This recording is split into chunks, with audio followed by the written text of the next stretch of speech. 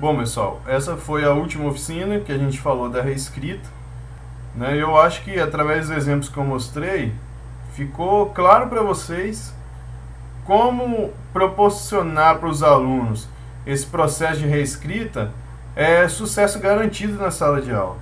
O aluno consegue, ele tem competência, através da orientação do professor, ele tem competência para poder fazer um novo texto, dar uma nova roupagem para aquela primeira versão que ele escreveu, tá?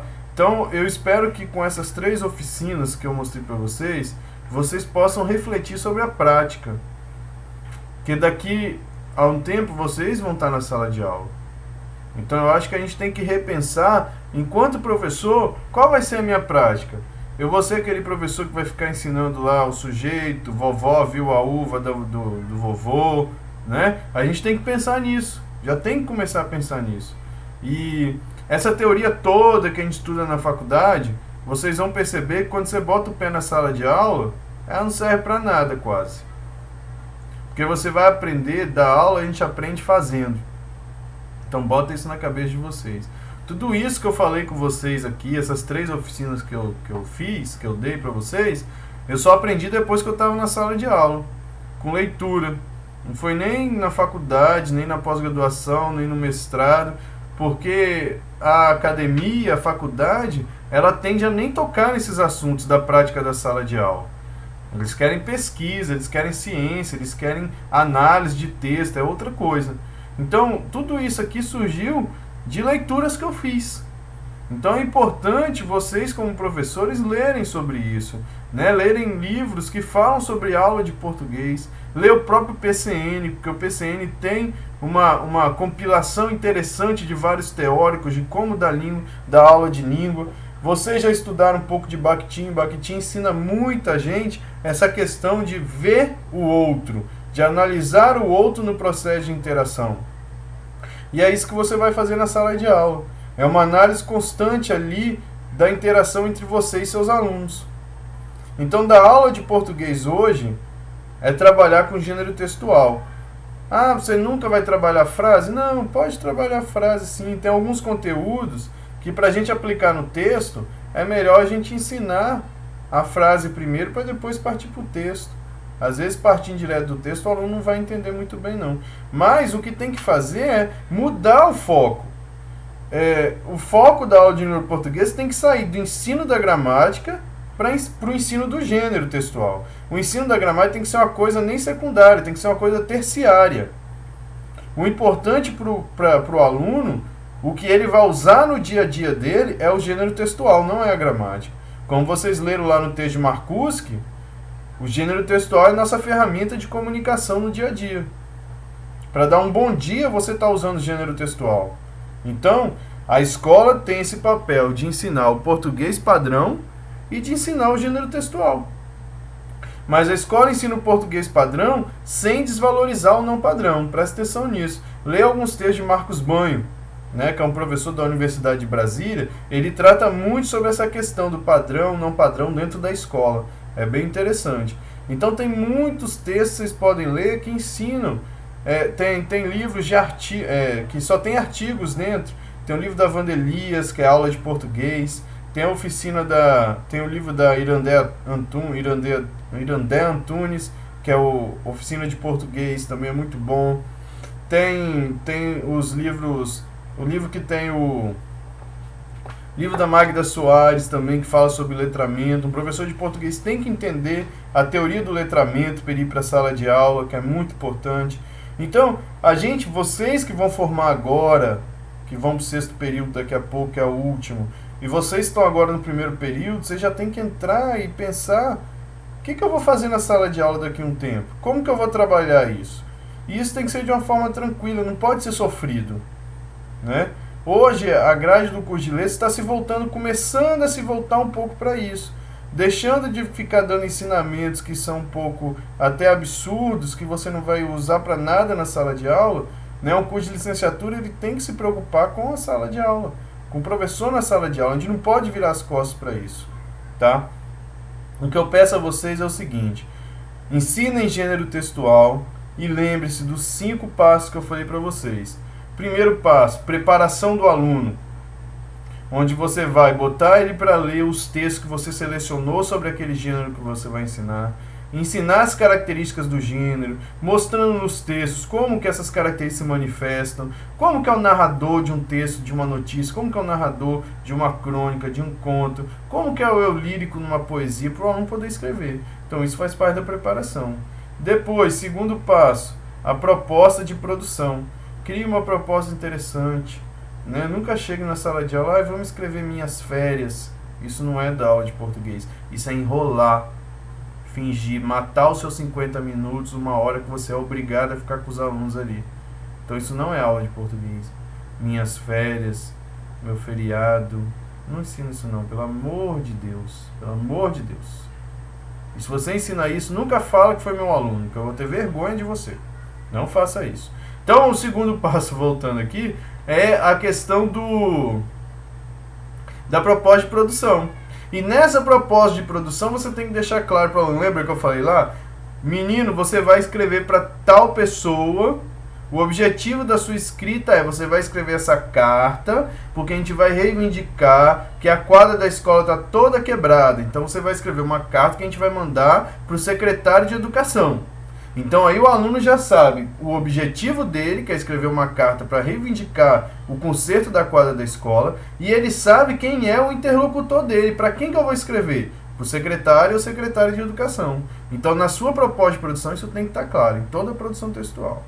Aí os meninos vão lá, todo felizes, vão produzir o texto que você pediu, né, fazendo o que o professor solicitou, achando que estão fazendo, e aí depois você vai corrigir esse texto.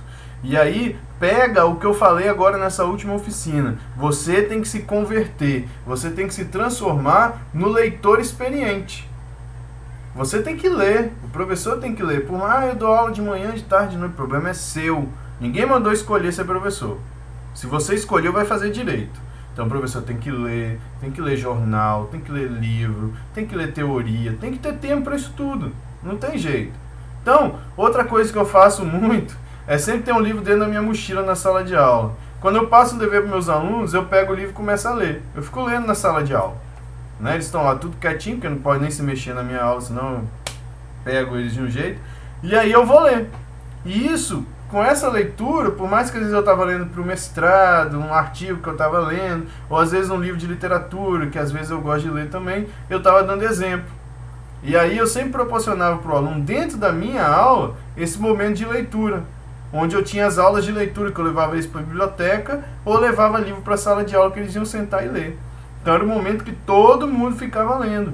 Então você, professor, tem que se preparar para isso. Como é que eu vou corrigir, orientar um aluno a escrever, se eu mesmo não sei escrever?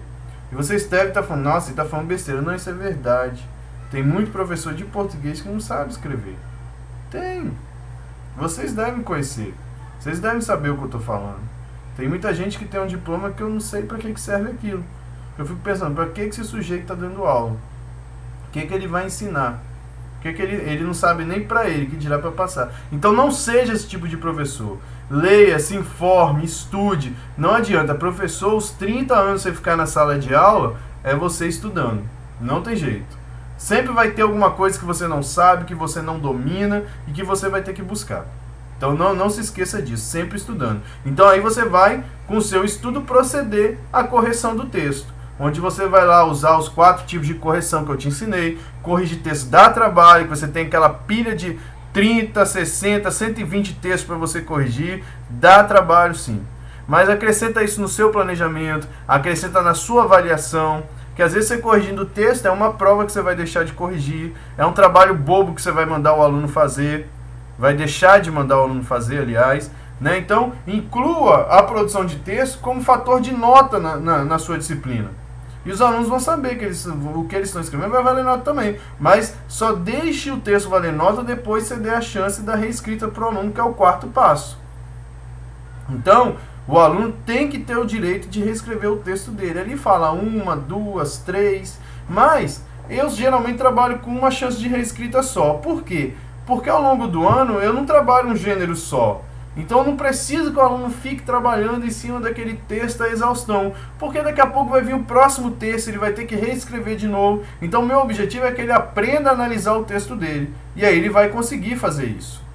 Com esse processo, né? Com esse dia a dia. Hoje ele escreveu o gênero notícia, depois é o gênero sinopse, depois é o gênero teatro, né? Então, com essas diferenças com esses gêneros diferentes que eu vou ensinando, ele vai aprendendo a reescrever. Eu não preciso ficar martelando no mesmo texto. Mas se você quiser proporcionar uma segunda, uma terceira, uma quarta reescrita, é um direito seu também.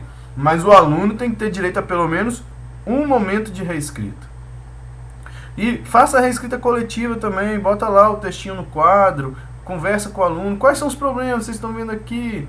Ah, não sei o que, essa palavra é com C cedilha, não é com 2 S's, né? Então você vai lá e mas é só isso que tem, não tem mais nada não. Vai conversando com os alunos e eles coletivamente, eles vão aprendendo a analisar o texto. É muito bonito fazer isso. É muito interessante. Apesar de ser uma aula bem tumultuada, que você tem que estar com a garganta boa para falar, porque eles querem falar, eles querem participar e sai um produto legal no final, tá? E o último passo, que é o mais importante, que você já falou dele no segundo passo, que é a circulação do texto.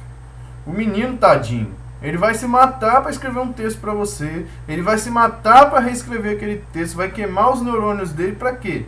Para aquele texto ficar dentro do caderno, para você botar uma nota lá na sua pauta e pronto, acabou? Não, esse texto tem que circular. Tem que ir para algum lugar, para a parede. Ah, vou ensinar a escrever bilhete. Ah, então a gente vai circular bilhetinho aqui dentro da sala. Você vai escrever um bilhete do seu coleguinha da carteira. Vamos sortear para quem que o bilhete vai. Ah, vamos escrever carta. Ah, então vamos trocar carta com a escola ali do bairro tal. Né? Vamos lá, tem a 5ª série lá. Eu vou entrar em contato com a professora. Vocês vão escrever para os alunos de lá. Eles vão escrever para vocês. Ah, tá. Igual eu fiz também, ficou muito legal. Foi quando eu ensinei texto teatral para o 8º ano. Numa escola da Prefeitura de Vitória. O que eu propus aí? Os 3 melhores textos que ficassem, a gente ia fazer a peça de teatro e ia ter um festival de teatro na escola. E aí eles adaptaram narrativas do mundo todo, folclóricas, adaptaram em texto de teatro. E essas adaptações, a gente fez uma peça depois para todo mundo assistir. Aí no dia a escola inteira assistindo, eu mostrei, ó, fulano e fulana que escreveu essa peça. E aí as meninas levantavam, batiam palma, foi uma festa. Então o texto tem que circular. Em algum momento, seus alunos têm que perceber, quando eu escrevo para o professor André, alguma coisa vai acontecer com o meu texto. Então aí ele vai até ter uma motivação maior para escrever para você. Ele vai saber que o texto dele tem algum objetivo, vai servir para alguma coisa. Então esse 5º passo é fundamental. Diga para o seu aluno para onde vai o texto dele. Seu texto vai servir para alguma coisa. Tá certo, gente? Então eu acho que essas 3 oficinas, elas ensinam bastante coisa para quem quer ser professor de língua portuguesa. E eu acho que esse é o foco, é esse o caminho para você que quer ser um bom professor. Foi um prazer trabalhar com vocês nesse curso, tanto os alunos do 5º período, que eu já conheço a maioria, e os alunos do 1º período, que eu nem sei quem são ainda, mas que ao longo desses anos aí, a gente vai acabar se esbarrando em algumas disciplinas. Não vai ter jeito, vocês não vão escapar de mim, tá? Qualquer dúvida, entre em contato pela plataforma ou pelo meu e-mail, que também está lá disponível. Pode mandar que a gente vai conversando. E aí assistiu esse vídeo, vai lá, a atividade dessa semana vai ser um fórum, tá? E aí eu vou marcar lá para até metade de maio, mais ou menos, para vocês fazerem as 3 oficinas, as 3 atividades. E aí eu vou entrar em contato com a coordenação para ver como é que vai ser o certificado de vocês, como é que a gente vai entregar, tá certo? Então um abraço para vocês, até a próxima.